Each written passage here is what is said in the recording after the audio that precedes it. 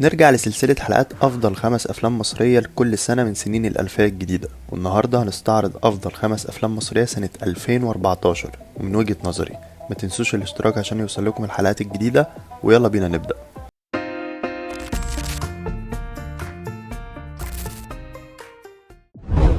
الفيلم رقم 5 فيلم وردة، اللي اتعرض 13 نوفمبر سنة 2014 من إخراج المخرج هادي الباجوري وتأليف الكاتب محمد حفظي. يعتبر من التجارب المختلفة في السينما المصرية، خاصة في أفلام الرعب، وحقق وقتها نجاح جماهيري ملحوظ. قصة الفيلم بتدور حوالين شاب اسمه وليد، مخرج أفلام وثائقية مصري وعايش في هولندا، وبيقرر يرجع لقريته في الصعيد ومعاه صديقته أمنة عشان يصور فيلم عن حالة غريبة بتحصل في بيت أهله. الموضوع بدأ لما عرف إن أخته وردة اتلبست من الجن بعد ما كانت أخته التانية فاتن حصل معاها نفس الشيء وماتت. وليد كان جاي من الغرب ومعاه فكر علمي حديث وكاميرات متطورة وصحبته الأوروبية، ومليان أفكار عن العقل والعلم ورفض الخرافات، لكنه بيتصدم بالواقع اللي قدامه واللي مفهوش تفسير واضح للي بيحصل. الفيلم بيتقسم على 5 أيام بنشوف فيهم كل حاجة من خلال الكاميرا اللي مع وليد أو كاميرات المراقبة اللي ركبها في البيت، ودي نقطة مميزة فنيا في الفيلم لأنه اتصور بالكامل بأسلوب الفاوند فوتج أو التصوير اللي بيبان كأنه حقيقي من شخصيات الفيلم نفسها. مع مرور الأيام بتسيب أمنة وليد وبترجع أوروبا، وده بيخلي وليد يبدأ يضعف ويقتنع بكلام أمه اللي كانت عايزة تستعين بشيخ عشان يخرج الجن بدل ما يروح الطبيب نفسي زي ما كان هو عايز. وفعلا بيجي الشيخ لكن بيخيب أمله، تفضل حالة وردة تسوء لحد ما بتوصل لذروتها في اليوم الخامس. الجانب الأقوى في الفيلم مش بس في الرعب أو التصوير، لا كمان في الرسائل اللي بيحاول يوصلها، الصراع بين العلم والخرافة وبين الشرق والغرب وبين الموروث الشعبي والتفكير النقدي. فيلم وردة تجربة مرعبة ومختلفة ومراية لمجتمع كامل بيعيش صراع بين القديم والجديد، بين العلم والإيمان، وبين منطق العقل وواقع الخرافة اللي لسه مسيطر على ناس كتير. الفيلم رقم 4 هو الحرب العالمية الثالثة، اتعرض يوم 28 يوليو سنة 2014. إخراج المخرج أحمد الجندي، تأليفه بطولة الثلاثي أحمد فهمي وشيكو وهشام ماجد. الفيلم يعتبر نسخة مصرية بروح مختلفة من الفيلم الأمريكي الشهير نايت ات ذا ميوزيوم. الفيلم بيحكي عن شاب اسمه خميس بيتسلل بالصدفة المتحف في يوم أجازة، وفجأة بيكتشف إن التماثيل اللي فيه رجعت للحياة بسبب تعويذة سحرية. الغريب إن التماثيل دي مش مجرد أشكال، شخصيات تاريخية وأسطورية من التراث المصري والعربي، زي صلاح الدين الأيوبي، محمد علي باشا، أحمد عرابي، علاء الدين والمارد وغيرهم. خميس بيكتشف إن التماثيل دي مش بس عايشة، دي كمان بتحمل رموز وأفكار عن واقعنا النهاردة، زي مثلا أبو الهول اللي في الفيلم طالع بيحب الثرثرة والنميمة وبيمثل فئة السماسرة والانتهازيين، وعلاء الدين اللي كان زمان عنده مارد والنهارده المارد مش نافع، قرر يهاجر ويدور على مستقبله بره بأي طريقة حتى لو بورق مزور. الفيلم بيعرض مفارقات مريرة عن الجهل بالهوية والتاريخ، خصوصا عند الجيل الجديد اللي حافظ أسماء لعيبة الكورة أكتر من رموز البلد. خميس نفسه ما يعرفش حاجة عن الشخصيات اللي حواليه، وده بيكشف قد إيه الوعي بالتاريخ والثقافة بقى ضعيف وسط زحمة الاهتمامات التافهة. في مشهد عبقري الشخصيات كلها بتتوحد وقت الخطر لما بيظهروا الطغاة زي هتلر وهولاكو ورايا وسكينة، ودي رموز للاستبداد والجهل سواء كانوا غزاة أو من جوه المجتمع نفسه. وهنا بيفهم خميس إن الحل مش في الخلاص الفردي ولا في الفهلوة، لكن في إن الناس تتجمع وتواجه الشر مع بعض حتى لو بعد فوات الأوان. التمثيل كان مميز والكوميديا كانت ذكية والحوار كان ساخر من غير إسفاف. استخدام الفانتازيا ما كانش الهدف الإبهار، لكنه خدم المعنى وقدم رسالة إن الواقع أغرب من الخيال. فيلم الحرب العالمية الثالثة فيلم جميل نجح في طرح تساؤلات مهمة عن الهوية والوعي والتاريخ، وكل ده من خلال قالب بسيط كوميدي لكن لاذع. لو الحلقة عجباكم وشايفين انها مفيدة، دوسوا اشتراك وفعلوا الجرس وخلينا نكبر مع بعض، دعمكم هو اللي بيشجعنا.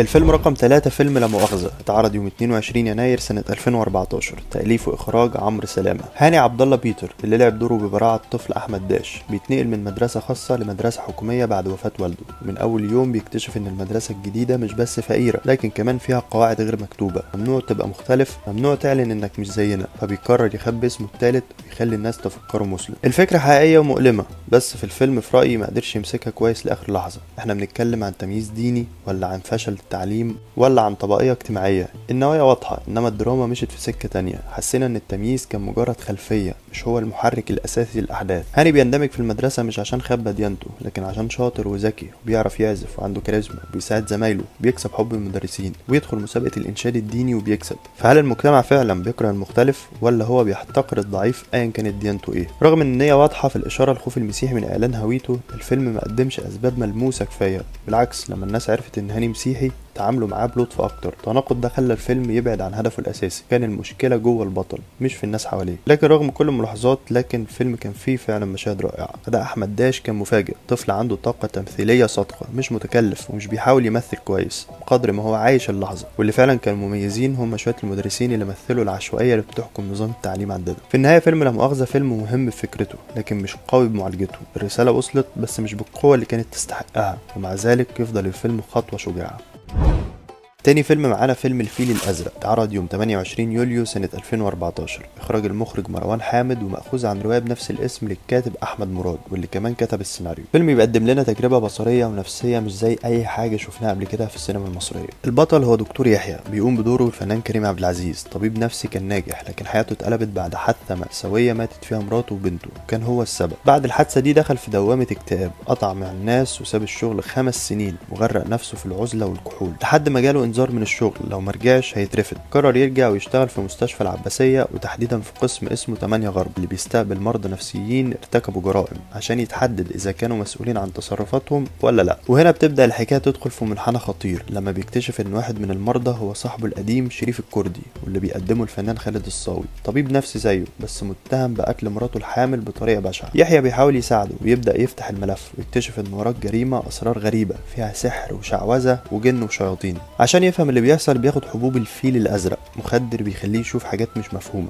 ويدخله جوه عقل شريف او يمكن جوه نفسه كمان. ومن اللحظه دي بننزل معاه في رحله مرعبه ومثيره فيها خيوط كتير ما بين الهلوسه والحقيقه والكوابيس. واحد من اقوى نقاط الفيلم هي الحاله النفسيه المعقده اللي بيمر بيها يحيى. بيحاول ينقذ صاحبه، بس هو في نفس الوقت بيكتشف نفسه من جديد، بيبدا يشك هو الجنون جوه شريف ولا جوه نفسه. الاداء التمثيلي كان ممتاز، كريم عبد العزيز فاجئ الكل بدور مختلف تماما عن اللي متعودين عليه. خالد الصاوي كان مرعب بجد، قدر ينقل اضطراب الشخصية بحرفنة. كمان الفيلم بصريا كان على أعلى مستوى، الإضاءة، حركة الكاميرا، والموسيقى التصويرية لهشام نزيه لعبوا دور كبير في إنك تحس بالتوتر، تحس إنك جزء من الكابوس اللي بيعيشه يحيى. فيلم الفيل الأزرق مش فيلم رعب عادي ولا مجرد لغز بتحاول تحله، هو رحلة جوه النفس البشرية، بيطرح أسئلة صعبة عن الخير والشر، وعن مدى تحكم الإنسان في قراراته، ولو كان أصلا حر في اختياراته ولا في قوة أكبر بتتحكم فيه.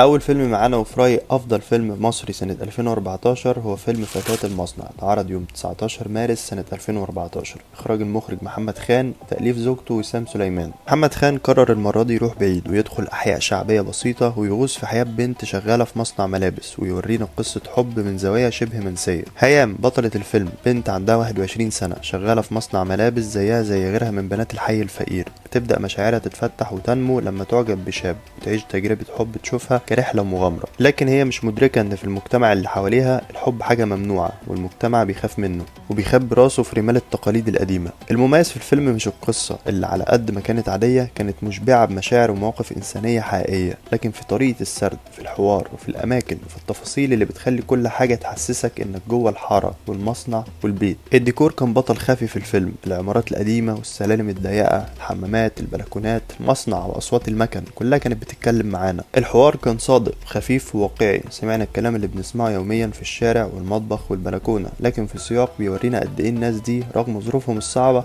عندهم حب، عندهم صبر، وعندهم أحلام. ياسمين رئيس عملت دور عمرها، أداء طبيعي بريء فيه عمق وأنوثة وقوة. والخالة اللي لعبت دورها سلوى محمد علي كانت عظيمة، بتمثل الست المصرية اللي شايلة البيت. حتى باقي الشخصيات فكانوا في منتهى التلقائية. في النهاية فيلم فتاة المصنع مش بس قصة بنت اتحبت واتخذلت، هو كمان تحية من محمد خان للطبقة اللي كانت دايما قلب مصر الحقيقي. فيلم بيوصل ان الحلم مش ممنوع حتى في عز القهر. ما تنسوش تتفرجوا على الحلقات اللي فاتت من السلسلة، واستنوا في الحلقة الجاية عشان نستعرض مع بعض أفضل أفلام سنة 2015. قولولي في الكومنتات ترتيبكم الشخصي لأفضل الأفلام، ولو عجبتكم الحلقة ما تنسوش اللايك والشير والاشتراك وتفعيل الجرس عشان يوصل لكم الحلقات الجديدة. استنونا في الحلقة الجاية، سلام.